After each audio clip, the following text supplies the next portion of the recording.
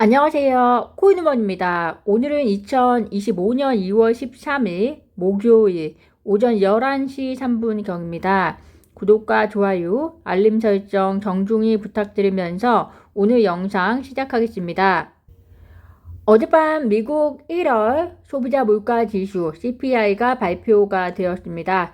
결과적으로 말씀드리면 예측치 자체가 보수적인 수치였음에도 불구하고 예측치에 부합하지 못하고 다소 상회한 수치가 발표가 되었습니다. 에너지와 식료품을 제외한 전월 대비 근원 소비자 물가 지수의 경우에는 0.4%로 예측치 0.3%보다 상회했고요. 에너지와 식료품을 포함한 전년도 대비 소비자 물가 지수의 경우에는 3%로 예측치 2.9%보다 상회했습니다. 이번 소비자 물가지수 발표로 인해서 올해 상반기에는 6월에 25bp 금리 인하 예상이 지배적이었으나 그마저도 딜레이가 되면서 10월이나 되어야 25bp 추가 금리 인하가 있을 것으로 예상이 되고 있고요. 다만 이러한 예측치는 매달 소비자 물가 지수라든지 고용 데이터 발표와 함께 파월의 발언 등에 의해서 수시로 바뀔 수는 있다는 점 참고하시면 되겠습니다. 미국의 관세 이슈와 더불어서 소비자 물가 지수의 발표로 이번 주 내내 암호화폐 시장의 변동성이 지속이 되었는데요. 소비자 물가 지수의 예측치 부합 실패로 인해서 시장의 변동성에 뚜렷한 방향성을 찾지 못하고 있는 것을 확인하실 수 있을 것 같습니다. 트럼프 대통령의 취임 이후에 암호화폐 시장의 변동성이 커졌다라고 시장은 분석하고 있는 가운데 어디로 튈지 모르는 트럼프 대통령이 이번에는 관세 인하와 함께 금리 인하 역시 진행이 되어야 한다라고 주장하고 있습니다. 얼마 전에는 연준의 1월 금리 동결에 대해서 인정하는 태도를 취했다가 이번에는 정반대의 발언을 하고 있는데요. 관세가 주는 시장의 영향력에 따라서 트럼프의 발언 역시 계속해서 변동성이 있을 것으로 예상이 됩니다. 즉 관세로 인해서 소비 심리나 투자 심리가 지나치게 침체되거나 하는 예상이 더 강하게 될 때에는 이렇게 금리 인하에 대한 압박조의 발언을 하다가 또 관세로 인해서 인플레이션 우려가 더 심화가 되는 분위기가 형성이 되면 연준의 통화 정책을 존중하는 발언을 하지 않을까 하는 것이 개인적인 추정인데요. 앞으로의 상황을 잘 살펴보시는 것이 좋을 것 같습니다. 미국의 관세 이슈는 계속이 되고 있습니다. 11일 발표 예정이었던 상호 관세의 경우에는 오늘 늦게나 혹은 내일경 발표가 될 것이다. 이렇게 시장을 이야기하고 있고요. 의료품과 자동차는 제외가 될 것이라는 또 시장의 예상이 있는 가운데 상호 관세의 구체적 내용의 강도에 따라서 암호화폐 시장의 변동성이 한 차례 더 있을 수도 있을 것 같습니다. 어제 CPI 발표 이후에 파월은 금리를 현재 수준으로 유지하면서 인플레이션 하락 증거를 기다릴 것이다 라는 기존 입장을 고수하고 있는 것을 확인하실 수 있고요.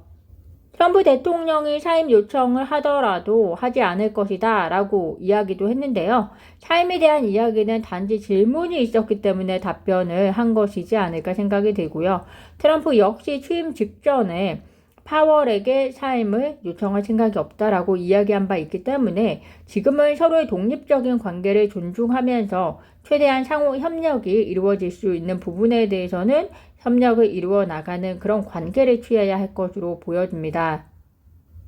폭스 비즈니스 기자 엘린 워테렛에 의하면 미국 SEC가 이르면 내일 그레이스케일의 XRP 현물 ETF가 승인될 가능성이 있다라고 이야기했습니다. 그 근거는 SEC가 심사 요청서를 승인하는데 약 15일이 걸리는데 그레이스케일은 1월 30일 XRP 신탁 상품의 현물 ETF 전환을 SEC에 신청한 바 있기 때문에 승인과 반려 어느 쪽이든 현재 SEC가 리플에게 어떤 관점을 갖고 있는지 알 수 있을 것이다 라고 설명했습니다.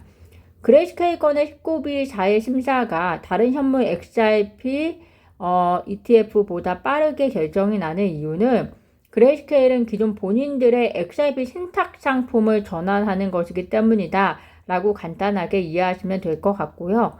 그레이스케일의 XRP 현물 ETF 승인 여부가 매우 중요한 의미를 가지는 이유는 폭스 비즈니스 기자도 이야기했듯이 현재 미국 SEC가 과거와 달리 XRP를 어떻게 바라보고 있는지 확인할 수 있는 중요한 단서가 될 것이고 또 이는 궁극에는 지금 신청된 XRP 현물 ETF의 승인 여부 가능성에 대해서도 지대한 영향을 미칠 것으로 보입니다.